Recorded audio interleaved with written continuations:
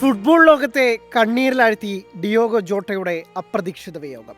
വടക്കു പടിഞ്ഞാറൻ സ്പെയിനിലെ സമോറയിൽ രാവിലെയുണ്ടായ കാർ അപകടത്തിലാണ് ഫുട്ബോൾ താരങ്ങളായ ഡിയോഗോ ജോട്ടയും സഹോദരൻ ആന്ദ്രേ സിൽവയുടെയും ദാരുണാന്ത്യം. അവധിക്കാല ആഘോഷങ്ങൾക്കായി സ്പെയിനിലുള്ള ജോട്ടയും സഹോദരനും ബെനവന്റയിലേക്കുള്ള യാത്രയിലായിരുന്നു. ഇവർ സഞ്ചരിച്ചിരുന്ന ലംബോർഗിനി കാർ മറ്റൊരു വാഹനത്തെ മറികടക്കുന്നതിനിടയിൽ ടയർ പൊട്ടി അപകടത്തിൽപ്പെട്ടെന്നാണ് പ്രാഥമിക വിവരം. അപകടത്തിൽ തീപിടിച്ച കാർ പൂർണ്ണമായും കത്തിനശിക്കുകയായിരുന്നു. ജോട്ടയ്ക്ക് 28ഉം സിൽവയ്ക്ക് 26 വയസ്സുമായിരുന്നു. ഏതാനും ദിവസങ്ങൾക്ക് മുമ്പായിരുന്നു ജോട്ടയുടെ വിവാഹം. ദീർഘകാല സുഹൃത്ത് റൂത്ത് കാർഡോസയുമായുള്ള വിവാഹത്തിന്റെ ചിത്രങ്ങൾ ജോട്ട സമൂഹമാധ്യമങ്ങളിൽ പങ്കുവച്ചിരുന്നു. ഇവർക്ക് 3 കുട്ടികളുമുണ്ട്.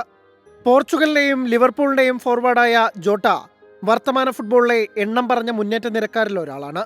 പോർച്ചുഗീസ് ക്ലബ്ബ് പാക്കോസ് ഡി ഫെറൈറയുടെ താരമായി പ്രൊഫഷണൽ കരിയർ തുടങ്ങിയ Jota Atletico Madrid, Porto, wools ടീമുകളുടെ ഭാഗമായ ശേഷം 2020 ഇംഗ്ലീഷ് ക്ലബ്ബ് ലിവർപൂളിലെത്തുന്നത്.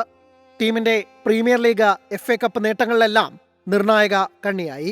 49 മത്സരങ്ങളിൽ പോർച്ചുഗീസ് ദേശീയ കുപ്പായമണിഞ്ഞ ജോട്ട ടീം 2 തവണ യുവേഫ നേഷൻസ് ലീഗ് നേടുമ്പോഴും പ്രധാന താരങ്ങളിൽ ഒരാളായി മാറി.